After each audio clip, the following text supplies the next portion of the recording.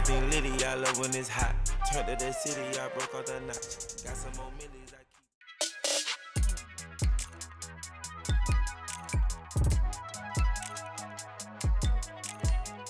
What is going on, you beautiful bastards? It's your boy Set Reacts. We're back with another reaction. Alright, so today we got Oceangate submarine disaster. What really happened? Now, I know this is all over your guys' social media because it's all over mine, right? So I'm not reinventing the wheel here. I'm just really interested to know exactly what happened. I mean, we all have our theories and about what caused the implosions. Is it like the mixed materials they were using that was not really recommended? The fact that it was never approved to go to that depth. There's like a lot of red flags that should have popped up. The Almighty, if you guys don't know him, made actually a really interesting video.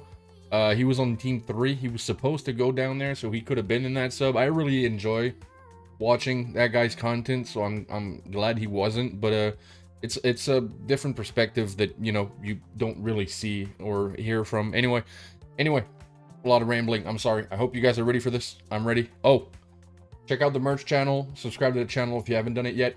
Yeah, merch channel, the merch website. Anyway, I hope you guys are ready for this. I'm ready. Let's get it. Let's go. On June 18th, 2023, Titan, a submersible operated by Oceangate, went missing in the international waters in the North Atlantic Ocean off the coast of Newfoundland, Canada. The submersible was on a tourist expedition to view the wreckage of the RMS Titanic with 5 individuals on board, including the founder and CEO of Oceangate, Stockton Rush. Due to the estimated 3 days of oxygen supply, there was a huge rescue effort by the US Coast Guard and Canada's Coast Guard, which was unsuccessful until early on June 22nd, when evidence of the wreckage of the vessel started to emerge, leading to the tragic conclusion that the vessel imploded in the ocean depths and there were no survivors. As an engineer, I'm furious about what happened and the different shortcuts that were taken. We'll go through all of that today. So let's try to figure out exactly what happened and what we can learn from this. I'm Ricky, and this is 2-Bit Da Vinci. 2-Bit Da Vinci. Let's start with what we know about the company operating the Titan submersible. Oceangate Incorporated is a privately held U.S. company operating out of Everett, Washington, that provides crewed submersibles for tourism, industry, and research and exploration. The company was founded in 2009 by Stockton Rush and Guillermo Solin. Stockton Rush wanted to be an astronaut, so he got his commercial pilot license. But because of bad eyesight, he could never be a military pilot. So instead, he moved from San Francisco to Seattle to work at McDonnell Douglas as a flight test engineer for the F-15 Eagle. After attending the launch of Spaceship One in the Mojave Desert in 2004, he decided he didn't want to go up to space as a tourist. He wanted to be like Captain Kirk on the Enterprise. He wanted to explore and pivoted his pursuit to undersea exploration. He was married. If you know me, I hate the ocean. I have thalassophobia, submechanophobia. If it's underwater in the ocean, name it, I have it. I hate it. I hate it. I hate it. I hate it. Great swimmer, hate the ocean. I'll be in a pool. I'll be in a pool for like 8 hours straight. Don't care. Ocean? Nope. Not doing it. Wendy Rush, a descendant of Isidore and Ida Strauss, 2 people who actually passed away on the sinking of the Titanic, which ties into the story here today. The tragic events happened during a deep-sea tourism expedition to explore the wreckage of the Titanic, which sunk in the northern Atlantic in 1912. Before we get into the specifics of this particular tragedy, let's put just how difficult deep-sea exploration is into context. It's easy to be in awe of aviation and space exploration because breaking free of gravity and flying through the air seem like such a feat. But in many ways, deep-sea craft are the much greater engineering challenge. It all comes down to pressure. We don't think about air pressure because at sea level, it's just 14.7 pounds per square inch. That pressure is the result of the column of air that reaches above us all the way into outer space. All those air molecules above us pushing down result in that pressure. But water is a much more dense fluid than air. So for every 10 meters or 32.8 feet you dive, the pressure increases by 1 atmosphere or 14.7 psi. The Titanic is sitting on the ocean floor at about 12,500 feet below sea level. The 2 broken parts of the ship, the bow and the stern, are more than 2,600 feet apart and surrounded by debris after over 100 years of being in the bottom of the ocean. The wreckage is 400 miles off the coast of Newfoundland in Canada. You can see here.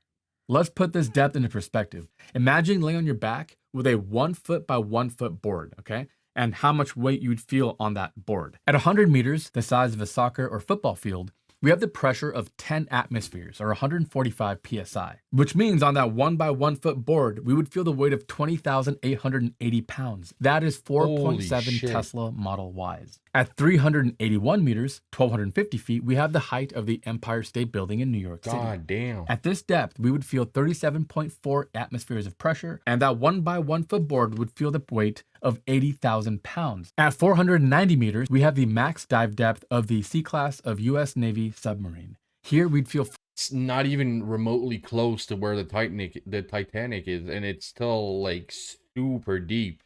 48.5 atmospheres of pressure. That 1 by 1 foot board would feel the weight of 94,800 pounds. At 828 meters, we have the height of the Burj Khalifa. Here, we'd feel 82 atmospheres. That weight on the board would be 173,520 pounds. Now, this is around the same depth as the deepest diving submarine in operation today, the Oscar-class submarine in the Russian Navy. At 3,800 meters sits the wreckage of the Titanic. Here, the pressures are 376 atmospheres. That 1 by 1 foot board on our chest would have the weight of 797,000 pounds. The Oceangate Titan was rated for a mass dive depth of about 4,000 meters. Now that might sound insane, but actually it's not even the record for the deepest human beings have been. That honor goes to James Cameron.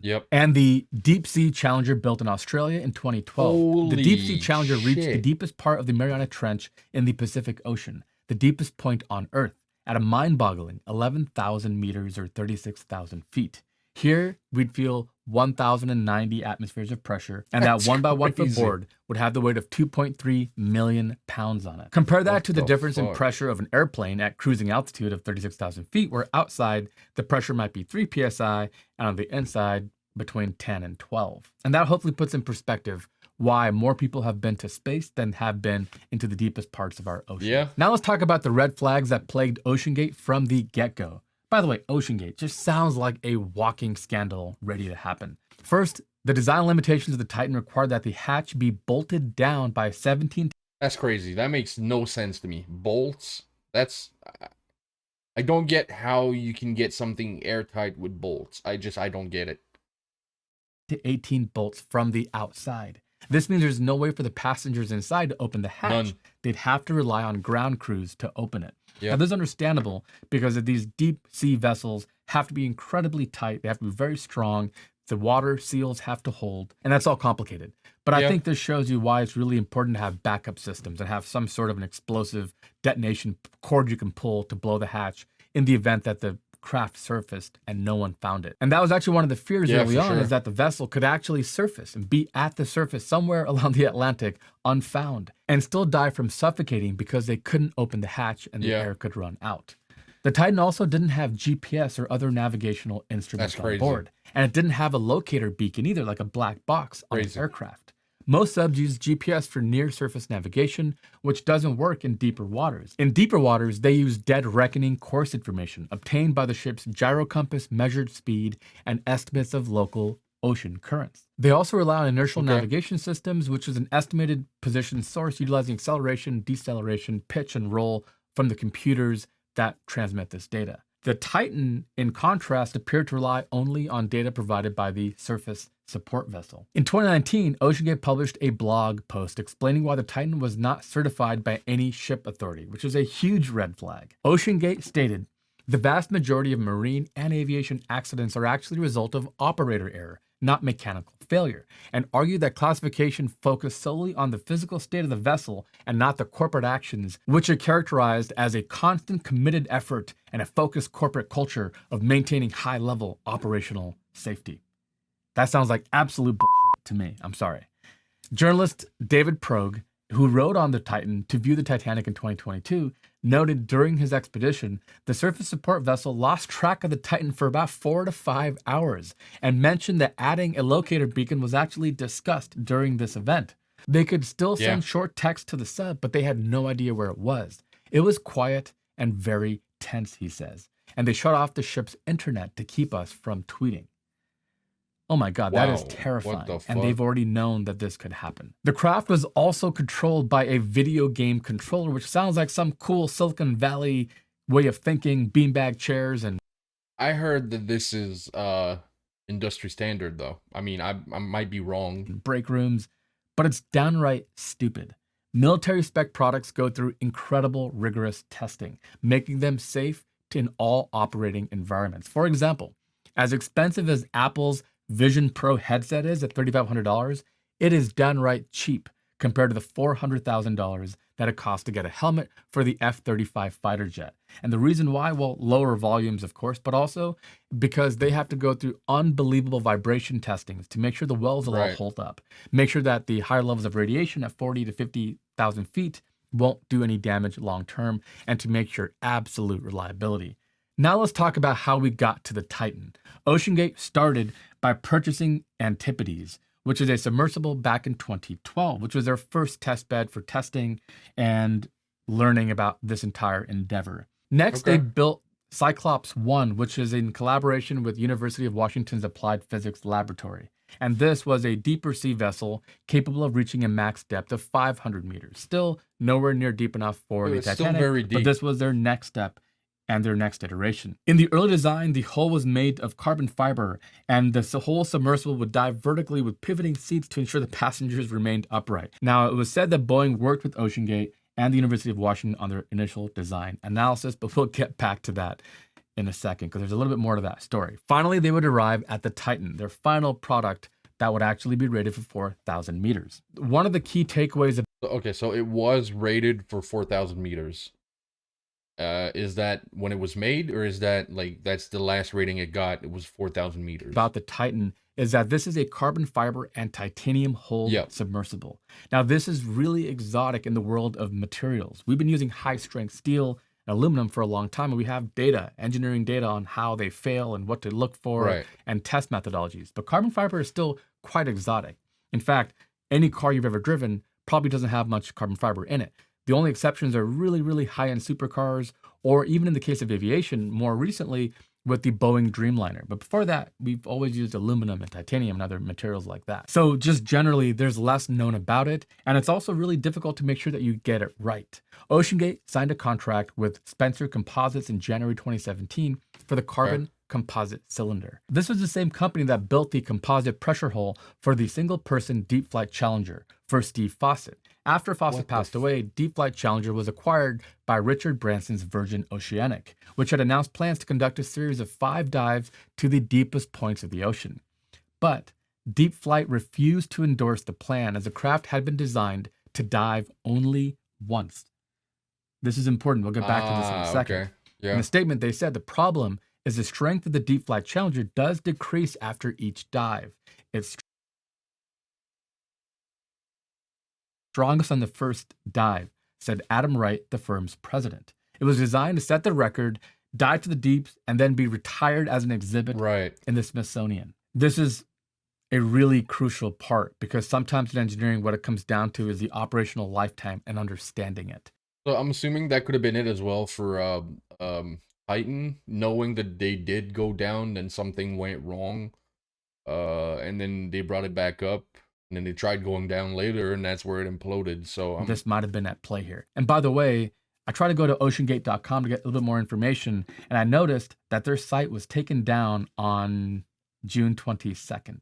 So after the disappearance of the Titan in 2023, the University of Washington stated that APL, their Applied Physics Laboratory, had no involvement in design, engineering, or testing of the Titan submersible. A Boeing spokesperson also said that Boeing was not a partner on the Titan and did not design or build it. A NASA spokesperson said that NASA's Marshall Space Flight Center had a Space Act agreement with Oceangate, but did not conduct testing and manufacturing via its workforce or facilities. I mean, basically, all of these partnerships that they had are now being revealed that they were not really partnerships. This is a classic example of a company trying to get credibility by partnering with NASA. How good does that sound? But what exactly they did with NASA isn't really well understood. It could have just been as simple as, hey, can we rent out a little bit of space over in this corner of your facility? This is probably the most infuriating for me as an engineer.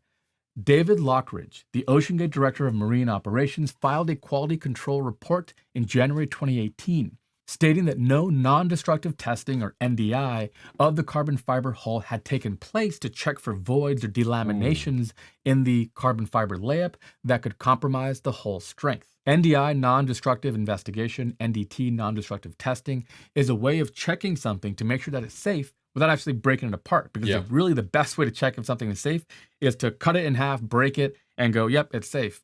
But of course, you've destroyed the product. So NDT is something that engineers lean on all the time to make sure things are safe. And in the world of carbon fiber, it's that much more difficult because carbon fiber doesn't bend or yield or get grooves and cracks the way other materials do. It requires a lot of information and insight. Lockridge was told that Oceangate would rely on the real-time acoustic monitoring system, which he felt would not warn the crew of potential failure with sufficient time to safely abort the mission and evacuate. The day after he filed his report, he was summoned to a meeting in which he was told the acrylic window that you look out of was only rated for 1,300 meters because Oceangate would not fund the design of a window rated for 4,000 meters. In that meeting, he reiterated his concerns and added that he would refuse to allow crew testing without a hull scan.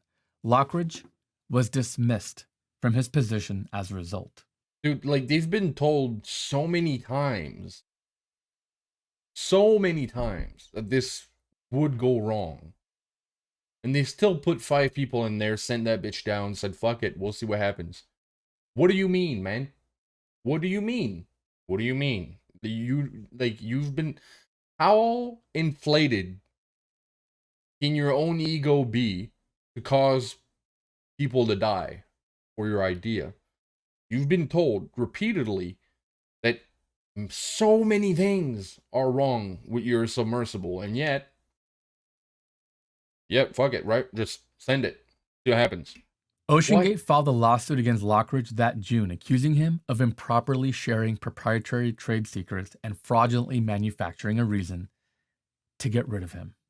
This suit was settled in November 2018. I'm sure it was all sealed off and we'll never know exactly what was agreed upon, but that is absolutely terrifying. During a human piloted descent on December 10th, 2018, Stockton Rush used the vertical thrusters to overcome unexpected positive buoyancy when descending past 10,000 feet.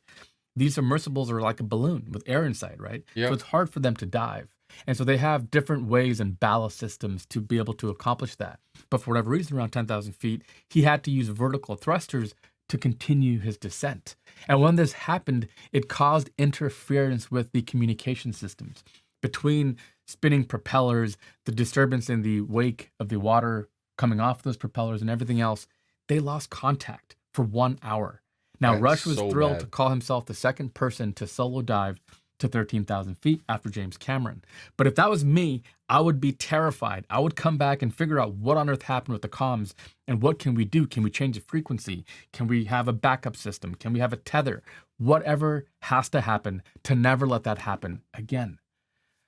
And we know it happened again because of that report from the reporter. After these tests were completed, in January 2020, the hull of the Titan began showing signs of cyclical fatigue, and the craft was derated to 3,000 meters. Now, the hull was repaired and again rated again for 4,000 meters of diving depth. But by who? And was everything done properly? It's impossible to know. I decided to make this video because I think we're at the precipice of a new age of exotic tourism and exploration, between going to the space, to go to the moon, low Earth orbit, or deep sea diving. We're at the edge of seeing more of this. Not me. Nope. Hell nah. I'm not strapping myself into a rocket or into a submersible or submarine. Nope. No interest in doing that. Fine in my room, bro. I'm chilling, bro.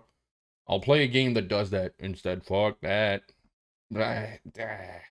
No. Wealthier people, the people that were involved in this particular incident, always want to have that next thing. And so if we're going to do this, it's important to realize just how unsafe this can be. Unlike commercial aviation, there are no regulatory boards involved here. This is international water. The company did have to register the parent vessel that takes people from Canada, right? So that had to be registered. But what happens out in open waters is not very highly regulated. This is a really tough story for me because as an engineer, I do love ambition. I mean, building your own vessel, carbon fiber 5 inches thick, it sounds cool.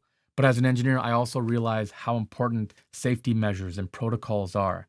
Aviation is a perfect example. If you ever hop on an airplane, you cannot imagine how safe you are because of all the people involved, from company members like Boeing and Airbus personnel, engineering test officials, all the way to the FAA and other regulatory approval bodies that make sure every little thing is regulated and controlled. Right. There is none of that going on here. One of the first things to realize about an implosion of the vessel is that there was probably not a lot of suffering. The people probably just died instantly, yeah. We mentioned how much weight you would feel at these depths, and you would pretty much just get crushed. So what happened is they built a vessel which was in and of itself pretty impressive. The carbon fiber layup, the composite structure, titanium. This was an exotic craft, and it had a viewing window to go see the Titanic. These are things that human beings could not do before. But the problem is every craft, every vessel, every engineering device has an operational lifetime. Now, the way engineers do this is by testing something and figuring out how many cycles can we hit this with before problems start to emerge. And then they add a safety factor. For example, your car will work almost forever. There's no pressure involved. It's just atmospheric pressures at sea level, right? Now, if it rusts and things, that could change the equation. But your car is fine. How about aircraft? Aircraft are pressurized and depressurized, pressurized, depressurized, right? And you can't really inspect every little nook and cranny. So what engineers figured out is if we're going to build this out of aluminum, if we're going to build it from carbon fiber, we have to do a test every 1,000 hours, 500 hours, wherever the case might be. A complete overhaul where they tear down the wall panels and inspect, and they'll actually get out and check for any cracks and other impurities and imperfections, because any crack or any little divot can be a stress concentration point where it'll start to impound and fail. Get worse and worse and then fail. Then finally they'll say at this many hours, 20,000 flat hours, whatever the number might be, the aircraft is retired. That doesn't mean it's going to fall apart, but we know we tested it for millions of hours and nothing bad will happen in this window. And that is the operational window. Odds are a plane could probably fly for thousands more flights after that. Doesn't but matter. We don't want to do that. Yep. That is the operational lifetime. What was the operational lifetime of the Titan? Was it ever established? One dive? They were not doing NDIs or NDTs, non-destructive testing, to see what was happening to the carbon fiber. Again, carbon fiber is a mesh weave that is laid in alternating patterns and then glued up. It is incredibly strong and incredibly impressive as an engineering material, but it's equally not as well studied. We have 100 years of history and experience with high-strength steel and aluminum and other materials, but this is a new frontier. And that's why this is so important to cover. New frontiers are exciting. They're sexy. They're glamorous, right? Air travel. We're on the brink of space tourism where rich people can buy a ticket to go up and tour around the moon. Man, like I saw a TikTok the other day and like, what's with billionaires and tubes, bro? What's with billionaires and tubes? I don't get it. I don't get it. This one, like 250,000 for a ticket to go in a tube. Go see the submarine, maybe out of like a small window that you probably can't really see anything down there anywhere because it's so fucking dark and all you have is a light. The Musk with the fucking tubes he's launching in space and the tube underground under the cities. Bezos going to space in that tube. They're all like, what's with billionaires and tubes, bro? What's the deal? Like, have a nice little catered lunch and come home. Whenever we have new frontiers, we have unknowns. That's what makes it a frontier. There's not a playbook. And when you have to build vessels able to withstand the pressures of the ocean's deep, deep waters, there's a lot that is unknown. And that's why we don't have commercial versions of this. I think this vessel just had some sort of a crumple or some defect or deformation. Something was happening over a couple of cycles. I mean, they did successfully go down and come back three times, and at that fourth time they crumpled. Honestly, I don't think any vessel that goes to the Mariana Trench or 12,000 feet in the Atlantic should have a life more than a couple of cycles. And I think what they were trying to do, I think Stockton Rush was trying to make these tickets affordable, right? Now, they started at $125,000, double that by the time these guys went on at $250,000, right? $250,000. Who the fuck? What? Huh? Who the fuck are you to say that's affordable? Are you out of your mind? That is nowhere. That's not even close to being affordable. Like, that's a house, bro. You're buying a house That's the price of buying a house, but you're sitting in a fucking tube. Like, $50,000 sounds like a ton of money. The real price for this probably should have been $1 million, 1.5. That allows you to replace the vessel every so often, or to do complete disruptive testing to replace parts. There's a whole slew of things that have to happen. But I think in the interest of trying to be affordable, being on the ship yourself, the prestige of your reputation, trying to build a brand, trying to build a company, they took all kinds of shortcuts and did things they do not understand. And I'll be honest with you, we know more about space than we do our deep oceans or the deep earth. These are just really, really hard environments to get to. This is tragic. You know, I was an optimist. I was hoping that we would find them somewhere and that this would all kind of be a learning lesson without loss of life. It didn't work out that way. But in engineering, we have to always learn from our mistakes. If you're a believer in freedom and, you know, these people took the risk, they knew what they were doing. They did. I do agree with that. I'm a believer of freedom and taking your own risk or taking your own choices. But did they fully understand what this vessel was? Was it fully known? Were the risks really well known to them? Probably not. So those are things that we can try to improve upon. And maybe the next time somebody comes up with this idea to do deep ocean exploration, there's better methodology in place. And I would imagine it's going to get much more expensive. All right, that is a look. If you thought this story was crazy, check out this one next. Until next. Okay. So I like what he said about, you know, freedom of, like, you took the chance and you chose to go on that submersible. I fully understand that. That being said, I think that only applies to whoever worked for Oceangate. I don't think it applies to the people who paid to get on there. They paid to, like, I'm sure they signed a waiver and all that stuff, but they also paid to, you know, go on a safe trip. I would assume. I don't think they paid that amount of money to go sit in a tube, go down there, and thinking before doing all that it probably got a 50-50 chance of making it back or not. I highly doubt that. So although I do agree that, you know, you made the choice to go in there, I think that only falls on people who worked for Oceangate, not the call them customers, I guess. Like, what do we? But yeah, I know. I agree that, like, you know, innovation takes mistakes and it takes times, and that's why it's, you know, innovating. But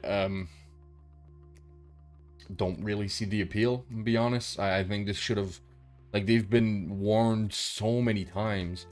And if they truly were rated for 4,000 feet, then why go down 12.5K? Like, that's so far. That's 3 times deeper. More than that. Yeah, anyway, okay. Well, it's sad, bro. It's really sad. And, you know, condolences and thoughts and prayers to the families involved and the team and all that, because, you know, maybe, like, it might be a bad decision from I think his name was Stockton, to go down there with that submersible, but it's still a human life, you know, and we don't want to lose people like that. It's very sad. Anyway, I'll leave the original in the description. This was actually really interesting, though, you know. I'll leave the original in the description. If you guys want to check this out on your own, feel free to do so. I'm actually going to subscribe to this guy. I think he probably got some great content. This was a great video. Anyway, I'll see you guys in the next one. Make sure to leave a comment letting me know what you'd like to see next on the channel. And yeah, that's been it. It's been your boy Said Reacts. I'm out. Peace.